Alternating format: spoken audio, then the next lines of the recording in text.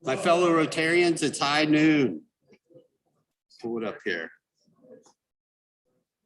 Ian, can you hear me back there? Awesome.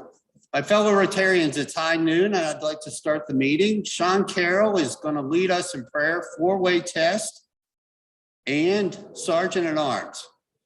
So he's going to be a switch hitter here today.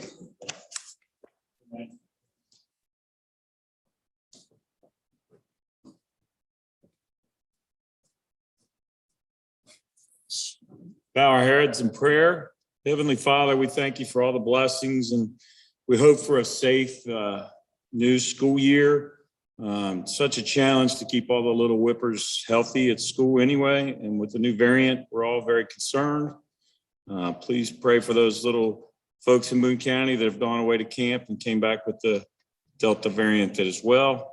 As we have the reports to me out of the local hospital is that they have a pretty full capacity, which they haven't had in a long, long time. So please keep all of these things in your prayers and let us remember that you'll help get us through this. In Jesus' name we pray. Amen. The Pledge of Allegiance. I pledge allegiance to the flag of the United States of America and to the republic for which it stands, one nation, under God, indivisible, with liberty and justice for all. Four-way test. This is a great part for me. All I do is look at you and say, first, second, third, fourth. Fantastic. Dwayne, you did a great job. Were you looking at it? No. Oh, okay. You know it by heart. That's good. Please keep your seats. We have, I'm Sergeant of Arms duty. And those of you that attend this many times, we congratulate the United States of America on a great Olympics and being the medal winner and the gold medal winner. And all those folks hopefully will safely traverse back to us. But I would be remiss if I didn't talk about a team that has won 10 of the last 12 games. And it's 10 games. Yeah, go ahead, Dennis, lead that. 10 of the last 12 games and 10 games over 500 for the first time since 2013. I look out here at some of these young teachers, they weren't even born in 2013. So it's really good to have you here. We, the vibe is incredible and everybody's getting back into it. And Joey Votto's been on a tear and all my guys at New Perceptions are digging out their Joey Votto shirts. So it's, he's back in business. And then the Bengals are in training camp right now, getting ready for the season. A lot of hope in this town for winning. And then we have SC Cincinnati, they like to tie evidently, but it's not called tie in that sport. I think it's called a draw or something like that. But that's about all we have there, Mr. President. Come on back. Good to see you too, good to see you. Good seeing you, Sean. We've got a great presentation today. Matt said it's okay that we have open game here for drinks and refreshments. And if somebody comes back and blames us, it's his fault. Julia is going to introduce our superintendent.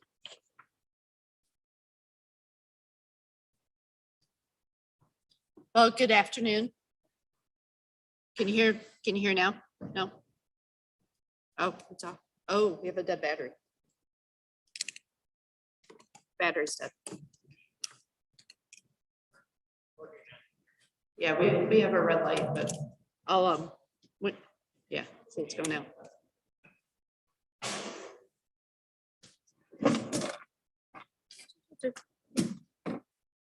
I'll have to get a hold of Josh and we'll get this switched out. So I'll try to talk loud, which I don't talk very loud. So it's my pleasure to introduce our superintendent, Matt Turner. And what he's going to be talking about is it's part of our community update series. So we have our superintendent, we're going to have our judge executive, Gary Moore, we'll have our mayor, Diane Whalen, and they come usually this time every year and kind of give us an update of what's going on in our communities. Mr. Turner is going to talk about our upcoming school year, which if you notice, we have a lot of teachers here. So welcome to our Rise Academy teachers. If you remember a few weeks back, Dr. Joe Hibbett spoke with us.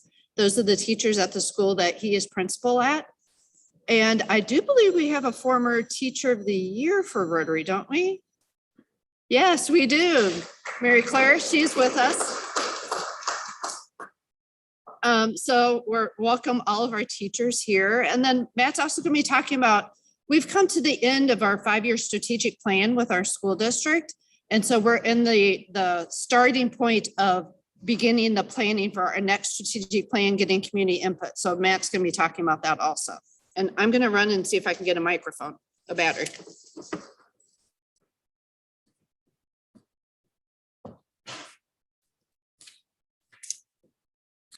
Thank you very much, Julie.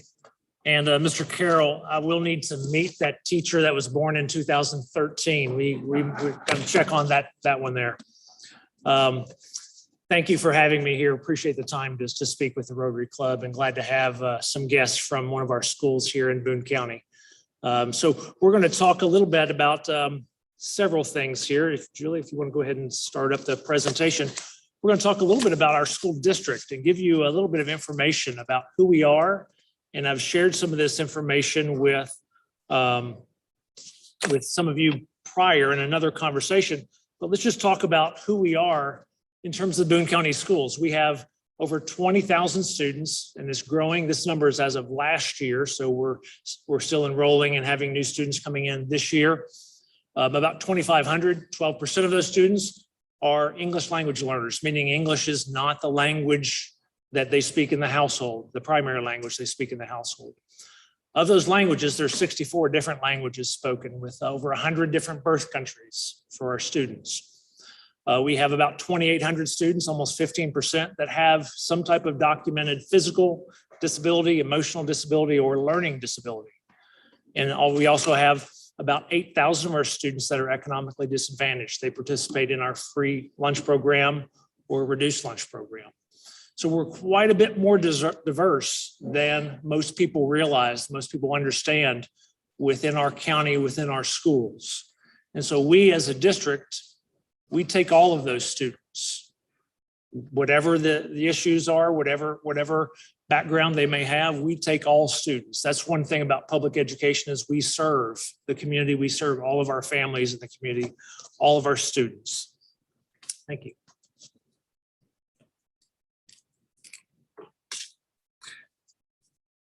One thing I do want to give a quick update about as we talk a little bit more, you see a map there.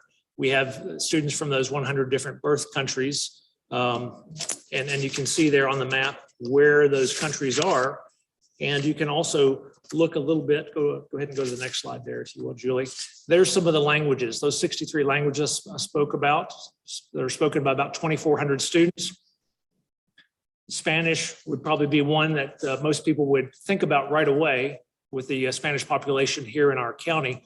But French, Somali, and Arabic may not be on the tip of your tongue, and understanding how many people we have that's the language spoken predominantly in their household here within our community. And then you go on to see some of the other languages there that are also spoken in our households. So again, we value diversity, and we understand our mission is to reach all of our students. And to do that, they have to feel accepted, they have to feel loved, we have to learn more about them for them to be successful as students. If students don't feel that connection with their school, they get disengaged. They don't learn nearly as well. They have to have that feeling, knowing I belong here and these people care about me. That's when learning occurs. So that's our mission.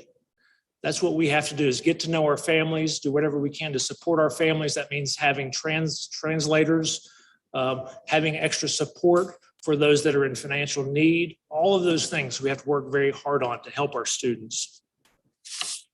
I do want to mention a couple items there that we're working on here in the county right now within our school system. We have a new elementary school in the Steeplechase subdivision called Steeplechase Elementary. That'll be coming online. We'll have the grand opening, the ribbon cutting this coming Thursday, and it will start this year. It'll start this year on August 18th, which is our first day of school. We do have a renovation at Boone County High School that's underway, adding a new auditorium there, renovating the existing auditorium, also adding some additional classrooms, and those are all underway. Everything should be completely finished by the end of this school year. We also have renovation going on at the Rise Academy there at Florence Elementary School. So we'll be opening the school year with some of that construction work still going on, but we should be okay to get into the building and be moving forward here for this coming school year. And that should all be finished at the end of the school year as well. We also are adding new classrooms to Jones Middle School in Florence. We're adding 8 new classrooms, to that building. That'll be ready for the following school year as well. So very excited about those renovations and those additions to those schools, much, much needed. So let's talk a little bit about the return to school. This has been a hot topic, a very busy topic for all schools across our country. And unfortunately, we're a little bit in the same situation we're in some regards as to last summer, where there's some unknown, there's some challenges, there's some messiness in terms of returning back to school with the coronavirus and the Delta variants here. Our priority, though, moving into the school year is to make sure that we can provide as much in-person instruction as we possibly can. So whatever we may need to do that, those are the steps that we'll have to be looking at to make sure we provide that. There is not a large option for virtual instruction within our school system. Some of that is legislated this past year. So we have an Excel Academy where we have some students that may have very unique situations and they can apply to be a part of that virtual academy. We have some homeschool families that have enrolled their students in that Excel Academy. And we have some students that are in that academy for some very special reasons where they're working to finish high school and to graduate. So one thing with our start of school on Wednesday, the 18th, a week from this coming Wednesday, is with our return to school, we're really encouraging all of our employees and all of our students that are able to get vaccinated.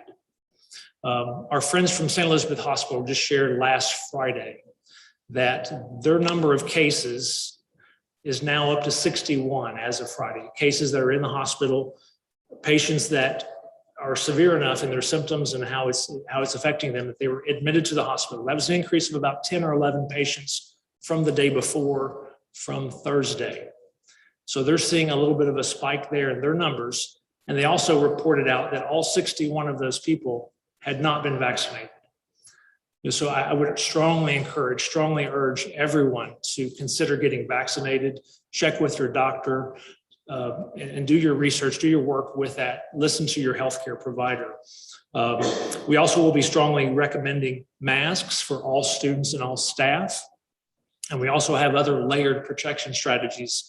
The cleaning of our buildings, the cleaning of common surfaces, isolation for adults or students that test positive, quarantine for students or adults that may be in close contact.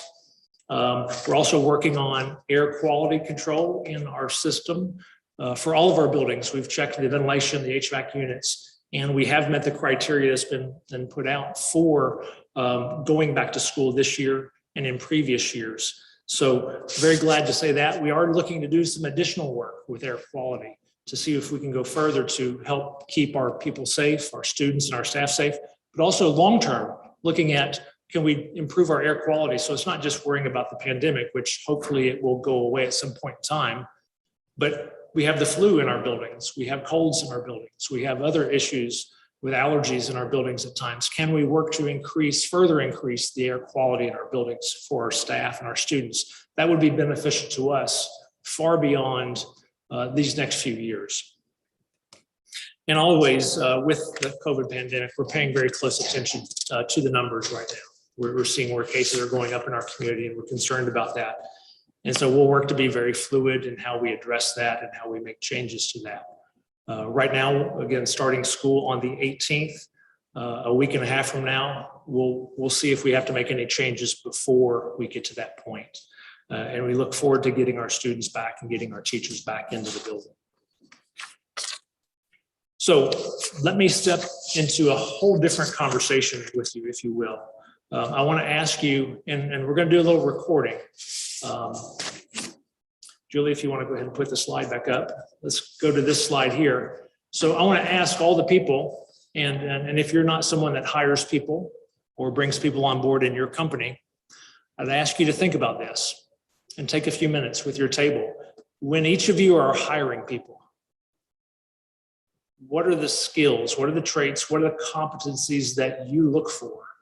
Could be a variety of different positions you're looking for, but what do you look for? So take a few minutes to process that, jot that down. We're going to record some of those here. So let me give you about 2 minutes to think, talk with your table mates there.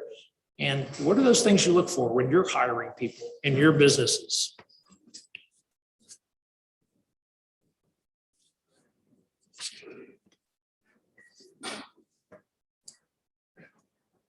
Did you see that on the virtual? Okay.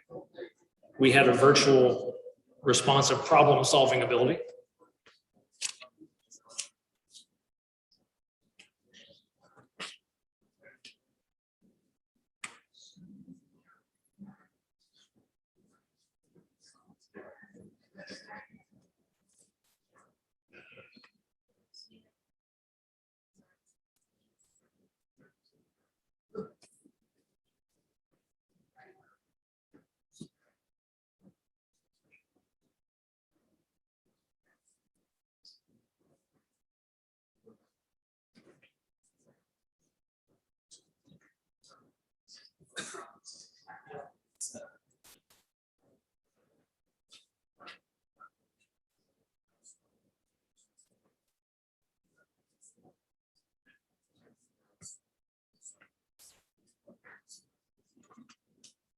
Up on the screen, we can see we've got critical thinking, ability to work with others, teamwork, integrity, character, capacity to grow, politeness. And that's just from the virtual crew watching. So let's go ahead. Julie, you ready to add a few more? Okay, let's hear it. Go ahead. Communication skills. Communication skills. Writing. Listening. All aspects of communication. Thank you. Let's have this table back here. He said disposition. Disposition.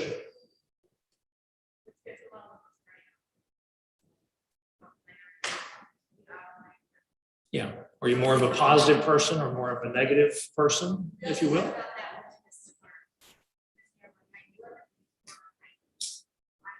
A willingness to learn. Yeah.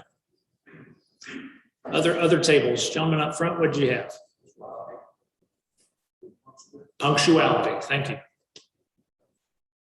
Others in the back? What's something that you look for when you're hiring people? I heard adaptability. Let's get a couple more. Yes, sir. Trustworthiness. Thank you. Yeah, go ahead.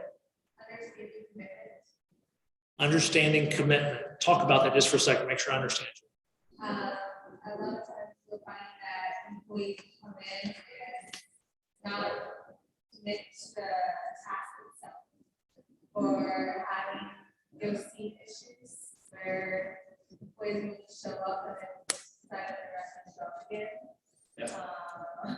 Okay, so understanding commitment. So maybe could I use the word responsibility? Would that help fit too? Okay, thank you. Yes, sir. I'm not sure how to phrase this, but digital literacy, you know, the ability to type, Yeah, but also the understanding of internet or computers, you know. yeah, I think I think that works well, digital literacy. Yes, sir. Confidence. Thank you. Yes. Accountability. And I saw one in the back, yes.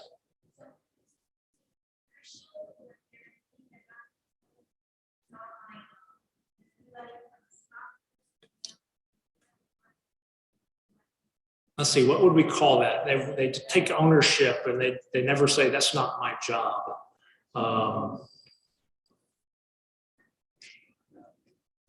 I don't know, flexibility, or what would you call that?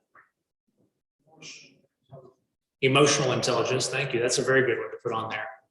But yeah, that ability to assert yourself and take over and do something that you're not asked to do. Let's say I have one or two more. Yes, sir. Ability to work with teams.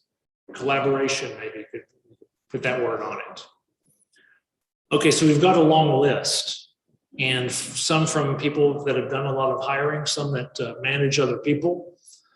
So these are important skills, traits, and competencies that you look for when you're hiring people. So what I'm going to dig into here is go a little further with those things that you put up there for that slide, because that's going to be part of our community conversation, that not only talking with you, but talking with lots of other people here in Boone County to try to really understand what are the hopes, what are the dreams, what are the aspirations that we have for our kids. You know, because that conversation that parents have with their kids is those are some of the most important conversations that can happen in terms of, what are you going to do when you get out of high school? What are you going to do with your life? What do we want for our kids when they get older? We as a school district have to pay attention to that, and we have to work with our community on making that happen. And so if we can engage our community enough with this conversation, because what parent wouldn't want to know what some of the people that do a lot of hiring and management of people, here's what I look for when I hire somebody. I want somebody that has this trait. And a parent can point that to their child and say, you see, I told you, or here's what I want you to do. You need to think about this to get hired. You need to have some of these skills. So let's go a little further there. So again, we're getting to the point where we're just going to try to talk about it in a school sense. What are those competencies, mindsets, and skills that our graduates have to have mastered to be successful in life and the workforce? Because that's what every parent wants. That's what we want as a school system. So we need to bring those two pieces together to engage everyone in the community on this conversation, to gather that information and start doing some work with that, with our kids across our school system. Go ahead to the next slide.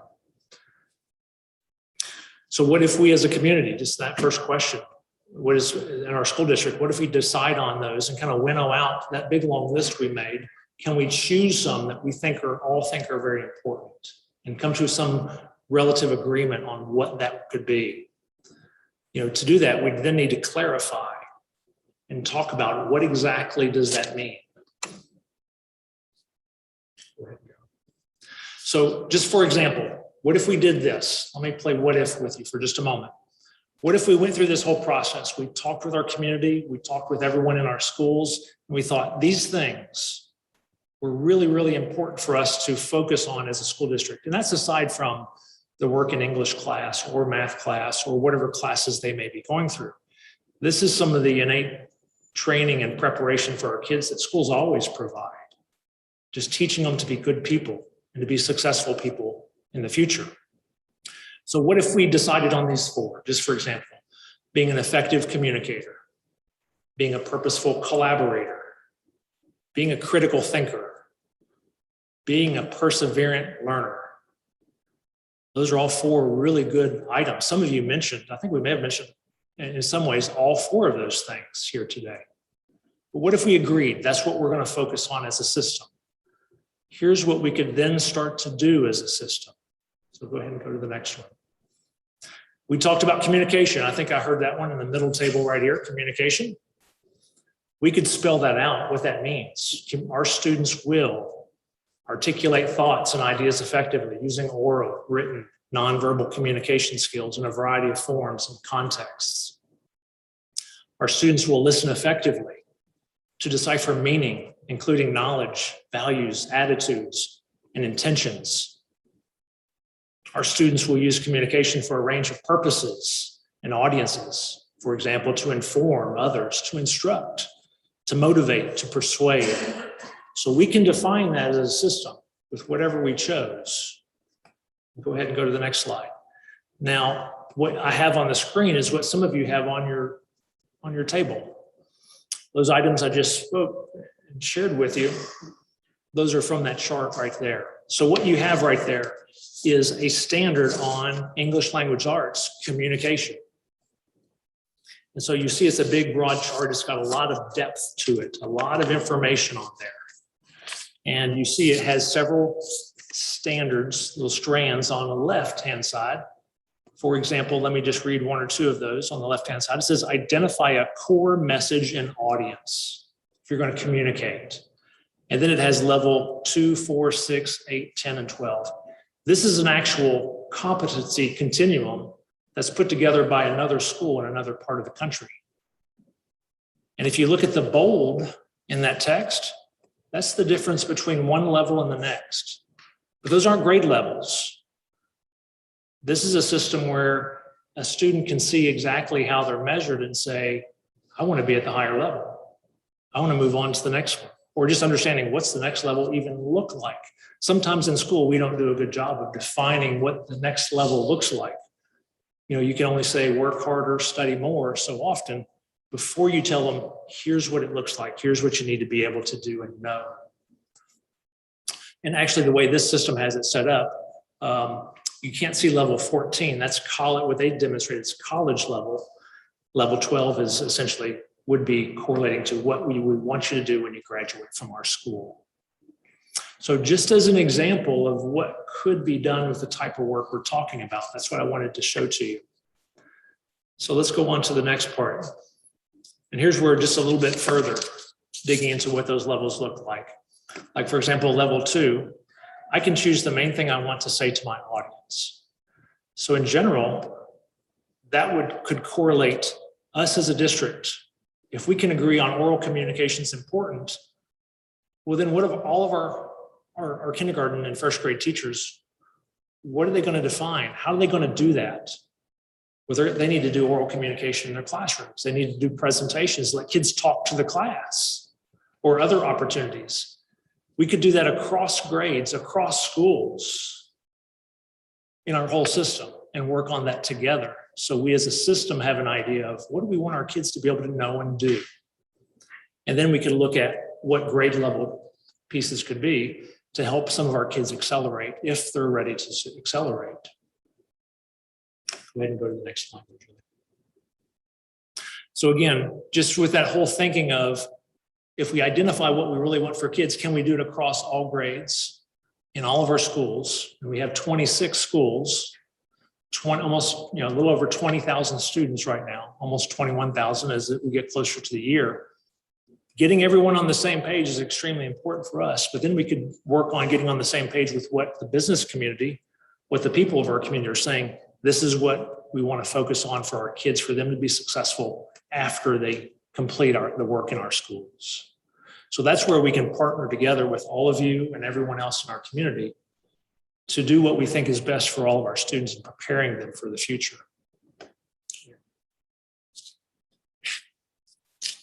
That's our last one. So just want to wrap that up as one possibility of how we can take what you think is important and how we can work to make sure those things happen in our schools. And we have a lot of that work going on right now, but could we have a little bit more coherence, a little bit more cohesion, clarity across our district on what that looks like and what's important? because that's the real value for our students, of making it clear to them, here's exactly what we're talking about. Here's how you would do that. Here's how you get better. And things are going to help you in the future, help you get a job, help you be successful in your job. And those are some of the things that we could build into some of the classwork that our teachers already do in some fashion. So that's all I have for you with that. And we're going to be starting more of these conversations here with our community, gathering information over the course of the year. We'll start fleshing out what those things could possibly be and what our plan would be to make that happen for the future. Any questions from the group?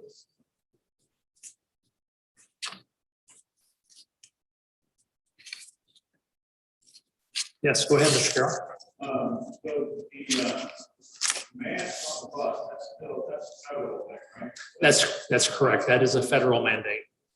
And then what about the spacing of the bus? How's that going to work for kids on the bus? I mean, are you allowed full capacity on the bus?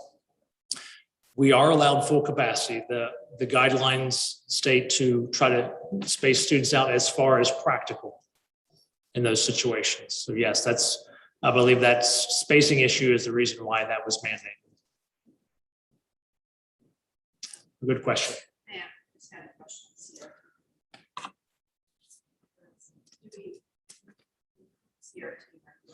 Okay, so the question is, do we include critical race theory in our curriculum? The answer to that is no. That's a college level sociology topic. We do not have that specific piece of learning in our curriculum.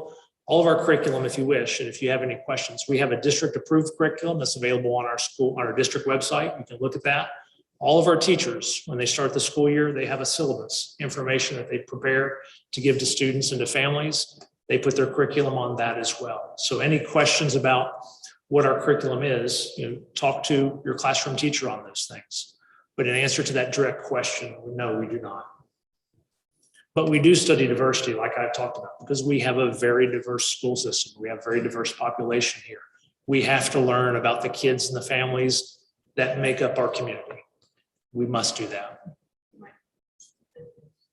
Oh, thank you. We did put out a couple of videos here in the last 2 or 3 weeks on diversity and equity and what that means to us as a school district and how we work to provide opportunities for all of our students and support for all of our students, especially for the students that may need a little bit more support than others. Yes, ma'am. You have a valid meeting to go throughout the school and you talk about monitoring the situation in schools. What are your considered your red flags?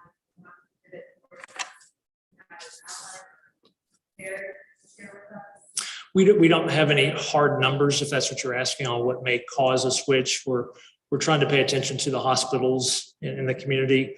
One challenging piece of that is we can see the numbers that are in our community, but we can't necessarily see the numbers that are in our school.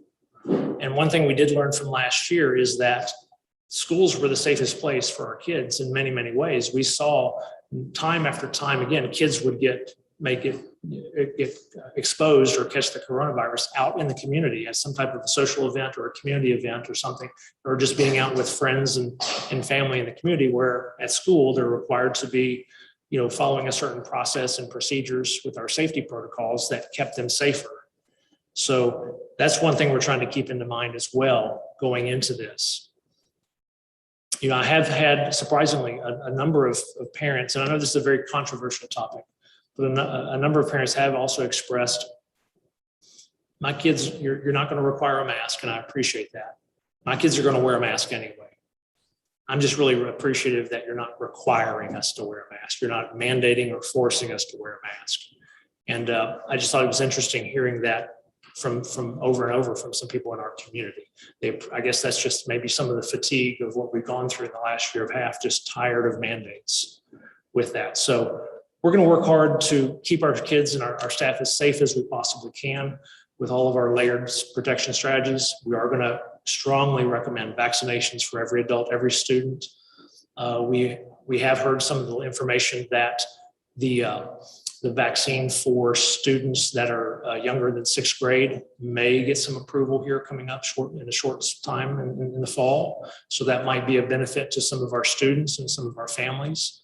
But we're going to do everything we can to keep our kids safe. And when we have to make changes, or if we see something going on in our schools, we're going to be very targeted in that. If we have to close down a grade in one school, or if we have to close down one school, we're going to work to keep all of the others open as best as we possibly can. Again, with our focus being, we've got to provide as much in-person instruction as we can for our kids, because we saw the effect of what not providing that was with some of our kids and the challenges and difficulties it was for some of our families. Yes. How are we looking as far as staffing? Last both educators and students with educators had said, good, let's step out, but I'm just curious how you look for staffing, whether it be classrooms, bus drivers, or responsibilities. Thank you for bringing that up. We do have some openings in some of our teaching positions across the district. Again, with an organization of 4,000 employees, we have a lot of people, but we do have some openings in our teachers, some teacher positions, some paraeducator positions where they assist classroom teachers, and also some of our bus drivers. We're constantly looking for additional people. And I would say in the current climate, we're no different than any other place that's trying to find people. It's a very tight labor market right now. So yes, if we have anyone out there that would like to help the schools out and work for the schools, we would love to have you. So please visit our website or call our district office. We'll be glad to make some connections for you. Matt, another question. How do you handle students that have faced traumatic situations or that's Okay, the question was, how do you help students and assist students that have had some traumatic events at home? So we understand that there's a lot going on with the pandemic in our homes and in our families. So that's going to be one of the first things that all of our staff will do in all of our schools. We understand that we've got to make sure we treat the people first, the kids first, before we get too deep into the learning. And that goes back to those personal connections that teachers and administrators and people within the schools make with students, developing those relationships where once you have those relationships and you build that trust, that's when we can start to heal a little bit. So we know we have to pay attention to that. We do have a program that we used some last year. We're using it across our district this year called Panorama.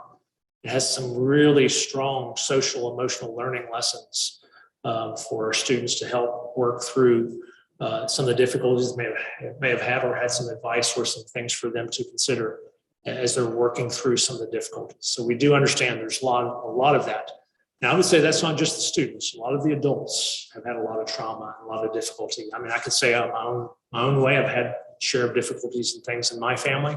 I'm sure each of you have with that. It's been a very difficult time for everybody and whatever their situation is. Other questions?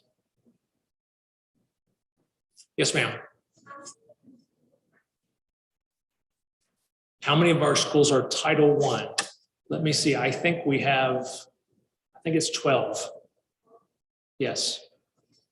But again, with 46% of our population of students, if you think about that, almost half of our students and our families are on the free or reduced lunch program, meaning that they have a certain income level.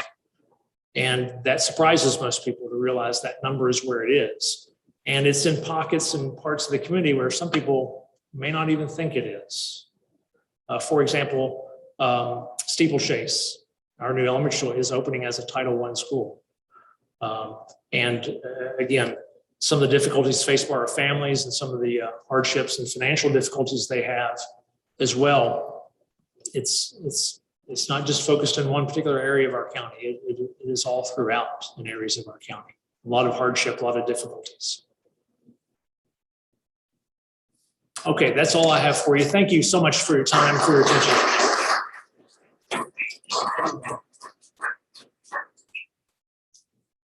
Matt, thank you for that great presentation. Couple announcements. Adam wants to make a presentation and give us some update on our clay shoot.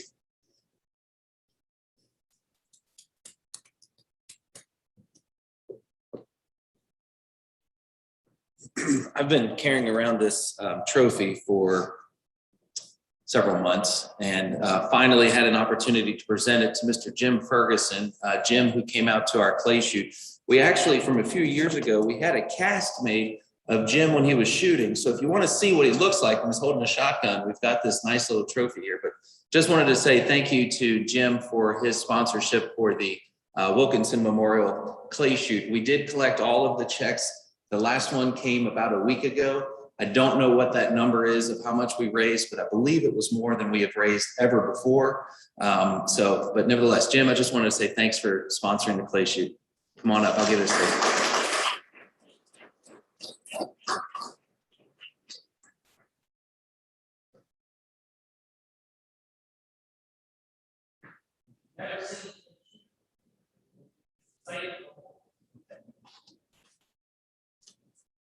Thank you, Adam. You said that was an actual shot of Jim taking a cast of him. In that cast, it shows somebody actually shooting the bird and it breaking. So I've seen Jim shoot before, so I don't think that might be an actual cast of his shooting. Last week, we had someone talk to us from the Alzheimer's Foundation. And during their presentation, they showed a map of the United States of all the states that were involved within the walk. And unfortunately, Kentucky was gray. This club is going to make Kentucky purple, and Jacob is going to make that happen for us. He's going to be our team leader. And Jacob, if you'd like to bring us up to date on the Alzheimer's walk coming up in October. Let's give a big round of applause. Come on up, Jamie, come on.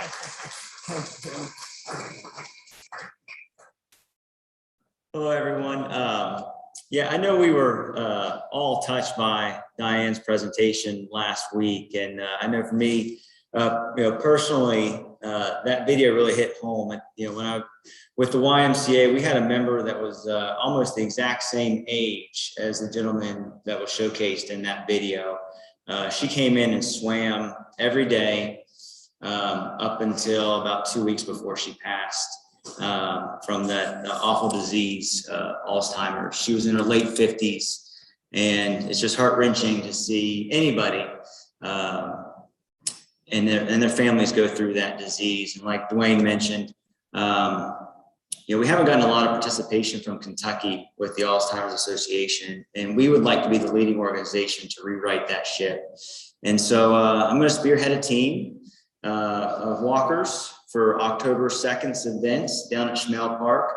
And we'd like to contribute some funds to support those efforts. We've got a team goal of $1,500. I think we're just shy of $250 in. And we haven't even really started promoting the walk yet. You'll see more information from me later this week with a link to where you can sign up to join the Rotary Club of Florence team. And we'd love to have all of you out on October 2nd. And if you can't join us, we'll still love your contribution if you're able to do that, or just sharing the word. Thank you.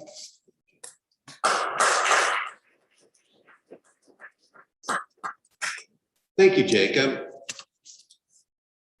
On August the 23rd, one of our premier programs is our Citizen of the Year. And I want to do a great job with it.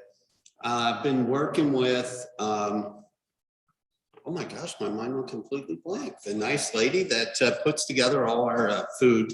We're going to have Donna Wilmhoff cater the event, and Rotary's going to buy lunch. So I want everybody to show up for that event, and I do want that to be one of our premier events, and everybody show up. On September the 29th, I been working with Greg Palmer, and we are going to have a Rotary family picnic. And we're going to have it at his farm. Bring your family. Rotary will sponsor the meat.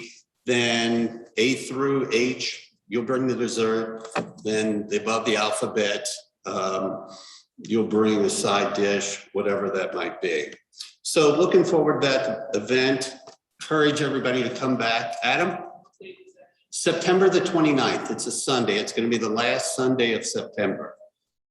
And I do want it to be a family event, and I want everybody to show up. It'll be a great way to get everybody back together after COVID.